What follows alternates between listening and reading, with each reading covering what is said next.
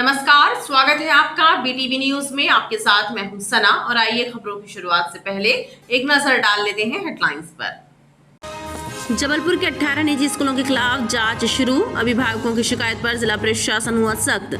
खास दुकानों से कॉपी किताब, स्कूल यूनिफॉर्म और शैक्षणिक सामग्री लेने बाध्य करने का मामला। कलेक्टर दीपक कुमार सक्सेना की अध्यक्षता में गठित जिला समिति करेगी जांच। सीओडी इलाके में लोहे के गेट में फंसा हिरण, हुई मौत। श्वानों के हमले से घायल हुआ था हिरण। भीषण गर्मी में पानी की तलाश में जंगल से रिहायशी इलाकों का रुख कर रहे वन्य प्राणियों की जान खतरे में। और देवताल तालाब के पास देशी कट्टा और कारतूस लेकर घूम रहे शातिर बदमाश को गढ़ा पुलिस ने किया गिरफ्तार। शातिर बदमाश के विरुद्ध दर्ज है अवैध वसूली सहित 1.5 दर्जन से ज्यादा मामले। अभिभावकों को खास दुकानों से कॉपी किताब, यूनिफॉर्म और अन्य शैक्षणिक सामग्री क्रय करने के लिए बाध्य करने की शिकायतों को गंभीरता से लेते हुए जिला प्रशासन ने 18 निजी स्कूलों के विरुद्ध मध्य प्रदेश निजी विद्यालय अधिनियम 2017 की धारा 6 और 9 के तहत प्रकरण दर्ज कर कार्यवाही प्रारंभ कर दी है।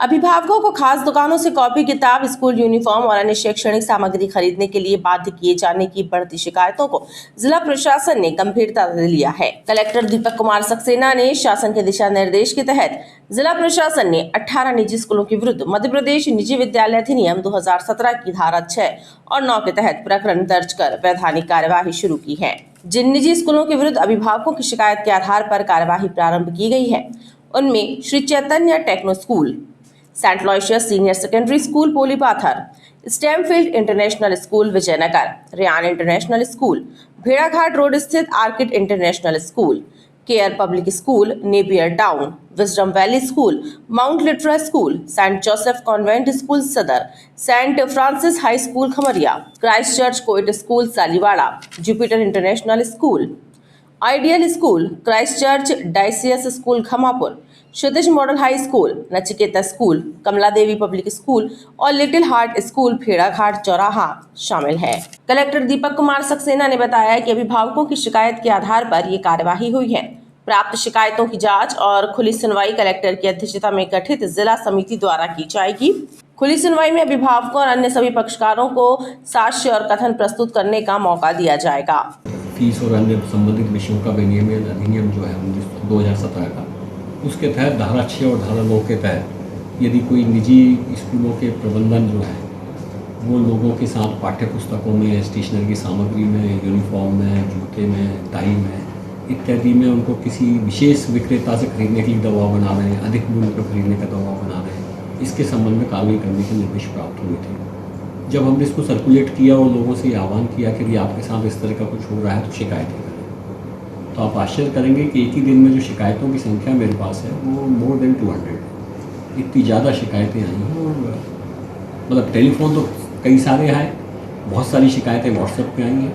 अभी टेलीफोन जो मिस्ड कॉल है, चूँकि हर कॉल उठाना संभव नहीं रहता, तो मैंने पूरी एक टीम लगा रखी है जो मिस्ड कॉल पर लोगों के साथ बात कर रही है और मुझे लग रहा है स्कूलों की संख्या इसके बाद और बढ़ेगी। कल रात में जितनी शिकायतें आई थी वो 18 स्कूलों की शिकायतें आई थी। सभी 18 स्कूलों के साथ हमने जो है प्रकरण दर्ज कर लिया, उन पर नोटिस जारी कर रहे हैं। प्रक्रिया हमने निर्धारित की है कि इसकी खुली सुनवाई होगी। खुली सुनवाई का आशय ये है कि हम लोगों को जागरूक करना चाहते हैं, लोगों को भरोसे में देना चाहते हैं कि यदि आप गलत बात के लिए आवाज़ उठाते हैं तो स्कूल प्रबंधन आपका कुछ नहीं कर पाएंगे, उनको आपको शेल्टर देना ही पड़ेगा। तो वैसी कंडीशन में खुली सुनवाई होगी जिसमें स्कूल प्रबंधन अपनी बात रखेंगे और अभिभावक अपनी बात रखेंगे। उसके बाद निर्णय होगा, साक्ष्य उसमें एविडेंस लिए जाएंगे, कलेक्शन होगा। यदि दोषी पाए जाएंगे तो 2 लाख रुपए तक जुर्माना होगा और जो जांच समिति है वो ये निर्णय भी कर सकती है कि इनकी मान्यता रद्द की जाए या निलंबित की जाए। तो शासन के जो निर्देश हैं उन निर्देशों के मुताबिक हम इस बात को भी देख रहे हैं कि जो पुस्तकों के, यूनिफॉर्म के जो विक्रेता हैं और जो स्कूल का प्रबंधन है, दोनों के बीच में लोगों को लूटने के लिए कोई आपराधिक गठजोड़ तो नहीं है। हम एक ही एंगल से भी इसको जांच करेंगे। कॉपी किताब और यूनिफॉर्म विशेष दुकान से खरीदने के लिए बाध्य करने के अलावा विजयनगर स्थित स्टेमफील्ड इंटरनेशनल स्कूल के विरुद्ध 22% फीस वृद्धि की शिकायत भी सामने आई है। कलेक्टर दीपक कुमार सक्सेना के निर्देश पर इसकी भी जांच शुरू कर दी गई है। लोकसभा चुनाव के मतदान के लिए उल्टी गिनती शुरू हो गई है। जिले में अगर कुल मतदान केंद्रों की बात की जाए तो कुल 2139 मतदान केंद्र है, जिनमें से 482 मतदान केंद्र संवेदनशील है। जबकि 2 विधानसभाओं बरगी और पूर्व विधानसभा में 15 मतदान केंद्र असुरक्षित मतदान केंद्रों में शामिल हैं। लोकसभा चुनाव के लिए 19 अप्रैल को मतदान होना है। ऐसे में प्रशासन और पुलिस विभाग मतदान केंद्रों पर नजर रख रहा है। जिले के पूर्व और बरगी विधानसभा क्षेत्रों में 15 संवेदनशील मतदान केंद्र हैं, जिन पर खास निगरानी रखी जा रही है। जिले के कुल 2139 मतदान केंद्रों में से 482 मतदान केंद्र संवेदनशील है, जबकि पूर्व विधानसभा के 9 और बरगी विधानसभा के 6 मतदान केंद्र वल्नरेबल मतदान केंद्र की श्रेणी में आते हैं। ऐसे केंद्रों पर अतिरिक्त पुलिस बल की तैनाती की जाएगी। एडिशनल एसपी सूर्यकांत शर्मा ने बताया कि पुलिस और प्रशासन संवेदनशील और असुरक्षित मतदान केंद्रों पर खास निगरानी रख रहा है। लोकसभा चुनाव में जबलपुर जिले में 2139 मतदान केंद्र हैं, जिसमें 482 मतदान केंद्र क्रिटिकल हैं। 15 मतदान केंद्रों को वल्नरेबल बनाया गया है। वल्नरेबल का मतलब कि कोई ऐसा व्यक्ति है जो मतदाताओं को प्रभावित कर सकता है। ख़ास तौर से ये मतदान केंद्र जो हैं वो बरगी क्षेत्र में 6 और पूर्व क्षेत्र जबलपुर में 9 ऐसे मतदान केंद्र हैं, जिन पे विशेष निगाह रखी जा रही है, जिसमें हमारे जो राजपत्रित अधिकारी और जो राजस्व के अधिकारी हैं वो जाकर वहाँ मतदाताओं को समझा रहे हैं, कॉन्फिडेंस बिल्डिंग कर रहे हैं और निष्पक्ष और भयमुक्त वोट डालने हेतु उन्हें प्रेरित कर रहे हैं। और निश्चित रूप से लगातार जो पुलिस पेट्रोलिंग मोबाइलें हैं, थाना प्रभारी गण हैं, जो सेक्टर मजिस्ट्रेट लोग हैं और अन्य जो दल बने हुए हैं, स्वीप प्लान जो कलेक्टर साहब ने बनाया है, जिसमें वोट देने के लिए प्रेरित करने का प्रावधान है, ऐसे सारे दल जाकर इस तरह के क्षेत्रों में जाकर भयमुक्त मतदान करने हेतु लोगों को प्रेरित करते हैं। साथ ही ऐसे 42 ऐसे लोग हैं जिनको हमने चिन्हित किया है, जिनके खिलाफ हमने प्रतिबंधात्मक कार्रवाई की है। कुछ लोगों का हमने बाउंड ओवर कराया है, कुछ को हमने 110 किया है और कुछ लोगों को राष्ट्रीय सुरक्षा अधिनियम और जिला बदर के तहत भी चिन्हित किया है। जिला निर्वाचन अधिकारी दीपक कुमार सक्सेना ने सभी मतदान केंद्रों पर सुरक्षा के पुख्ता इंतजाम सुनिश्चित करने के निर्देश दिए हैं। लोकसभा चुनाव में दिव्यांग और 85 वर्ष की उम्र से अधिक आयु वाले बुजुर्ग मतदाताओं को मतदान के लिए डाक मतपत्रों की सुविधा प्रदान की गई है। जिला निर्वाचन कार्यालय को इस श्रेणी में करीब 1400 आवेदक प्राप्त हुए हैं। आगामी 5 अप्रैल से डाक मतपत्र से मतदान की प्रक्रिया शुरू की जाएगी। लोकसभा चुनाव के लिए 19 अप्रैल को होने वाले मतदान के लिए प्रशासन पूरी तैयारियों में जुटा हुआ है। निर्वाचन आयोग के दिशा निर्देश के तहत डाक मतपत्रों से मतदान के लिए मतदान दलों का गठन कर दिया गया है। इन मतदान दलों को मानस भवन में प्रशिक्षण प्रदान किया गया। कलेक्टर और जिला निर्वाचन अधिकारी दीपक कुमार सक्सेना ने बताया कि आगामी 5 अप्रैल से डाक मतपत्रों से मतदान की प्रक्रिया शुरू हो जाएगी। जिले में 1400 आवेदन प्राप्त हुए हैं, जो 85 प्लस और दिव्यांग मतदाताओं के हैं, जिन्हें डाक मतपत्रों की सुविधा प्रदान की जानी है। इसके लिए गठित दल घर घर जाएंगे। पोस्टल बैलेट के बारे में 2 तरह की कार्रवाई हमारी हो रही है। एक तो पोस्टल बैलेट हम 85 प्लस लोगों के साथ और विकलांगों ने जो हमारे पास आवेदन आए हैं उनके साथ उनके घर घर जाके हमको करना है। उसके लिए दल हमारे गठित हो गए हैं, दलों की ट्रेनिंग हमारी हो रही है। 5 तारीख से ये प्रक्रिया हमारी स्टार्ट हो जाएगी। इसका पूरा रूट चार्ट तैयार बन गया। कुल मिला के करीब 1400 के आसपास आवेदन हमको उसके आए हैं, इस कैटेगरी में आए हैं। दूसरा पोस्टल बैलेट उन लोगों का है जो कि इलेक्शन की ड्यूटी में लगेंगे, लेकिन जबलपुर ज़िले के मतदाता नहीं है और जहाँ पर 19 तारीख को ही चुनाव है। ऐसे जो हमारे पास आवेदन आए हैं वो करीब 550 लोगों के आवेदन आए हैं। आज हम उनकी ट्रेनिंग भी कर रहे हैं मानस भवन में और उनके साथ हमारी पूरी टीम जो है बात करके पोस्टल बैलेट इशू करने के बारे में आगामी कार्रवाई कर रही है।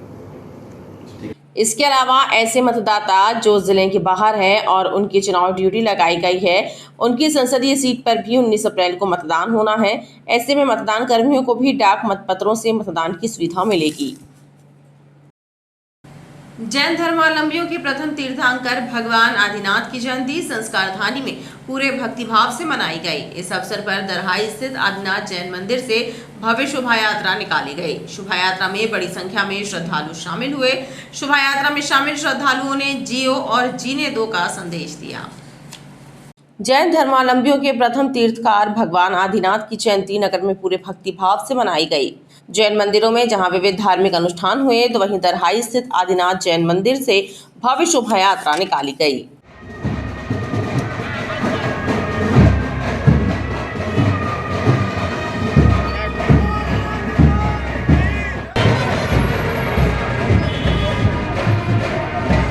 दया, अहिंसा और जियो और जीने दो का संदेश देते निकली शोभा यात्रा में शामिल भगवान आदिनाथ की रजत पालकी श्रद्धालुओं के आकर्षण का केंद्र बनी रही। जैन समाज के श्रद्धालुओं ने आदिनाथ भगवान के दर्शन किए। विगत 25 वर्षों से लगातार ये आदिनाथ जयंती के दिन हम लोग जो है लगातार शोभा यात्रा निकाल रहे हैं और ये बहुत अच्छे तरीके से संपन्न होती है हर साल। इसका क्या संदेश देते हैं आप लोग? अहिंसा का संदेश है। कहाँ से कहाँ तक ये निकाली गई? ये दरियाई चौराहा से प्रारंभ होगा, साठिया कुआं, फूटा ताल होते हुए, फुआरा, कमानिया होते हुए, अंधेरे होते हुए, ये अपने नॉर्मल स्कूल रोड, गंजीपुरा होते हुए फिर वापस मंदिर में समापन होगी।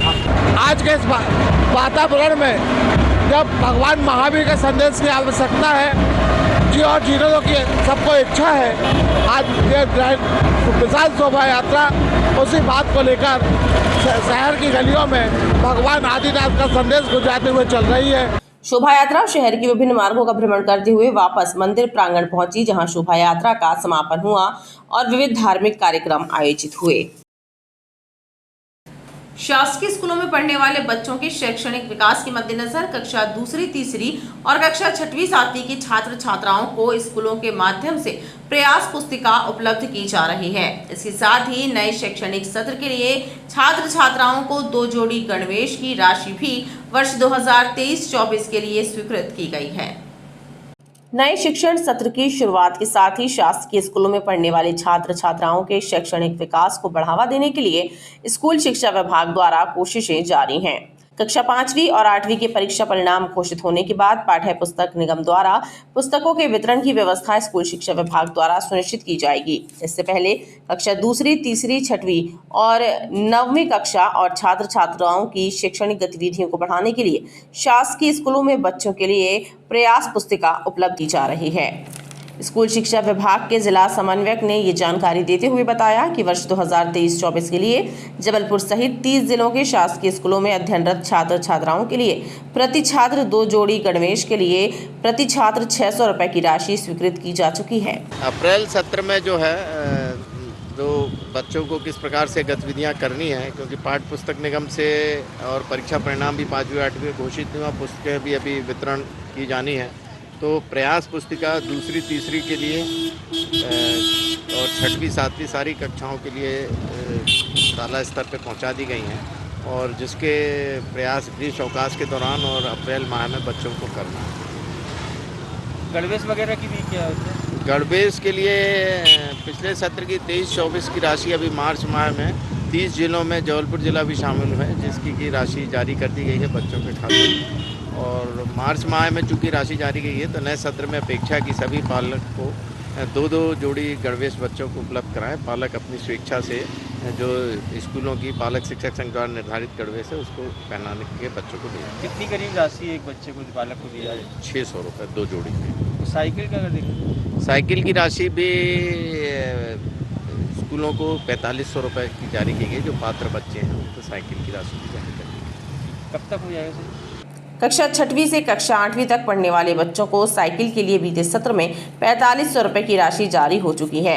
इस सत्र के लिए जुलाई माह तक चिन्हांकन एवं समग्र आईडी से सत्यापन के पश्चात शासन स्तर पर छात्र छात्राओं को साइकिल के लिए राशि अथवा साइकिल प्रदान की जाएगी। गर्मी की दस्तक के साथ ही वन्य प्राणी जंगल से निकलकर पानी की तलाश में रिहायशी इलाकों का रुख कर रहे हैं। रांची क्षेत्र से लगे सीओडी में जंगल से भटक कर आया एक हिरण लोहे के गेट में फंस गया, जिससे हिरण की मौत हो गई। बताया जा रहा है कि हिरण पर श्वानों ने हमला किया था, जिससे वह घायल भी हो गया। वन विभाग ने हिरण के शव को पोस्टमार्टम के लिए भेजा है। गर्मी की दस्तक के साथ ही वन्य जीव पानी की तलाश में रिहायशी इलाकों का रुख कर रहे हैं।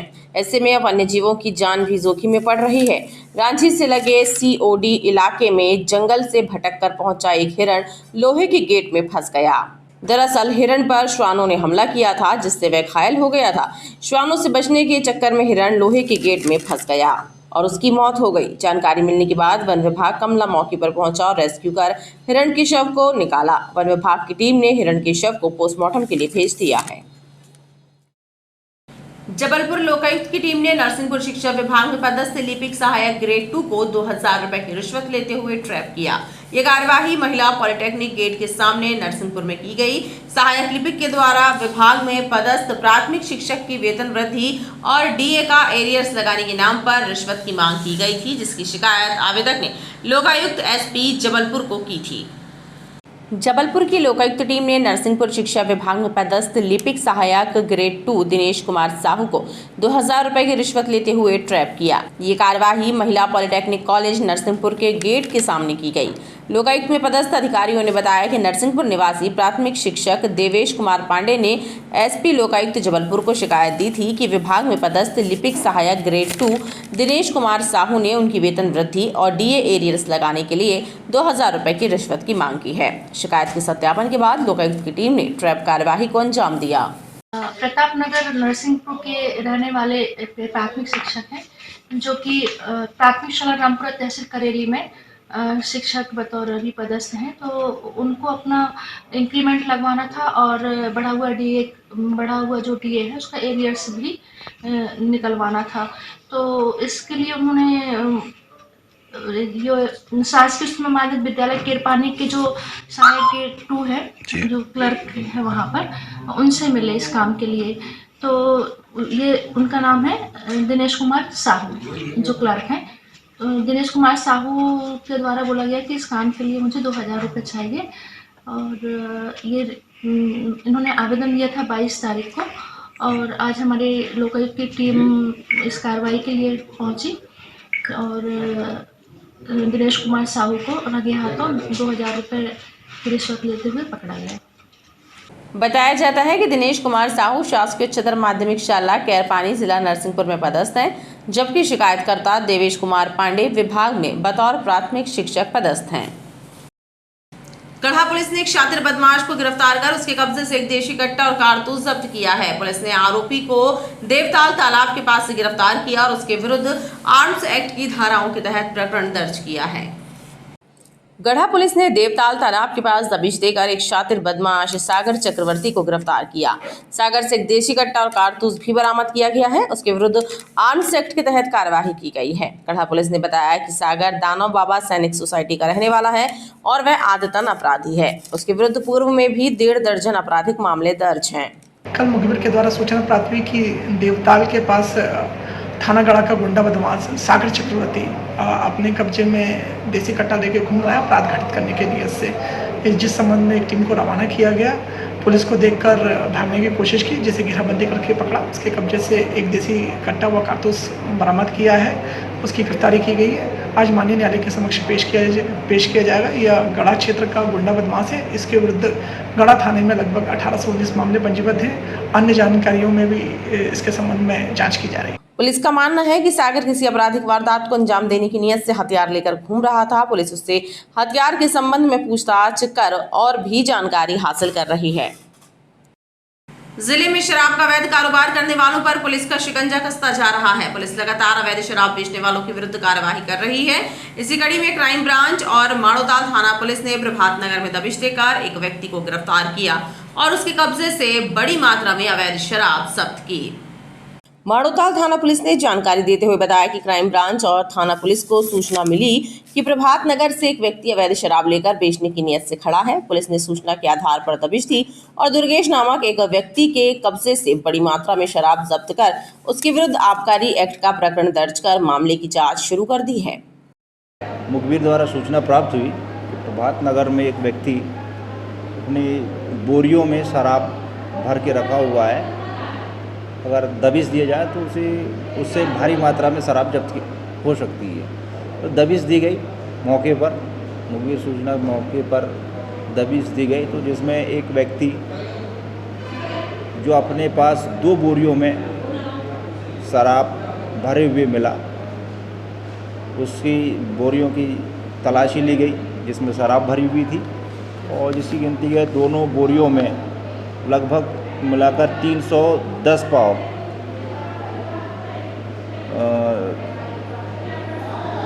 शराब मिली, प्लेन शराब। इसकी कीमती लगभग 21,700 के आसपास।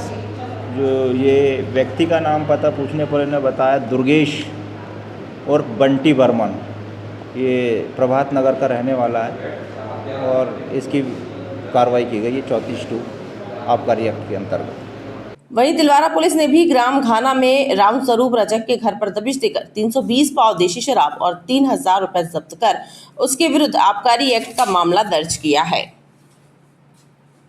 नेताजी सुभाष चंद्र बोस केंद्रीय कारागार में निरुद्ध बंदी और कैदियों के स्वास्थ्य परीक्षण के लिए जेल परिसर में स्वास्थ्य परीक्षण शिविर लगाया गया। इस शिविर के माध्यम से चिकित्सकों ने कैदी और बंदियों के स्वास्थ्य का परीक्षण कर उन्हें उपचार प्रदान किया। जबलपुर के केंद्रीय कारागार में सामाजिक संस्था और चिकित्सकों के सहयोग से बंदी और कैदियों के लिए स्वास्थ्य शिविर लगाया गया। इस शिविर में अलग अलग चिकित्सा विशेषज्ञ मौजूद थे, जिन्होंने शिविर के माध्यम से बंदी और कैदियों को CPR तकनीक की जानकारी प्रदान की। शिविर में जेल के अधिकारी कर्मचारी मुख्य रूप से मौजूद रहे। कैदियों और बंदियों का स्वास्थ्य परीक्षण कर उन्हें उचित उपचार और परामर्श प्रदान कर शिविर में हृदय रोग, दंत रोग, BP, शुगर सहित अन्य बीमारियों का परीक्षण किया गया। इसमें कि 10 से 12 और अधिक डॉक्टर भाग ले रहे हैं। इसमें हर फैकल्टी के डॉक्टर आए हैं, चाहे मेडिसिन हो, कार्डियोलॉजिस्ट हो, इसके गायनिक से संबंधित हो, सभी नेत्र और दांत से संबंधित। ये ऐसे स्वास्थ्य शिविर हमारे लिए बहुत लाभदायक होते हैं कि बहुत से बंदी क्या है, रूटीन में बंदी आते जाते रहते हैं, बहुत सी बीमारियों से आते हैं, लंबे समय तक रहते हैं, तो बहुत सी बीमारियाँ होती भी हैं, तो इतनी फ्रीक्वेंटली हम बाहर बंदियों को नहीं भेज पाते हैं। ये स्वास्थ्य शिविर इस मायने उपयोगी रहते हैं कि इस स्क्रूटनिंग होती है और बंदियों का इलाज। और खबरों का सिलसिला लगातार जारी रहेगा। आप देखते रहिए BTV न्यूज़।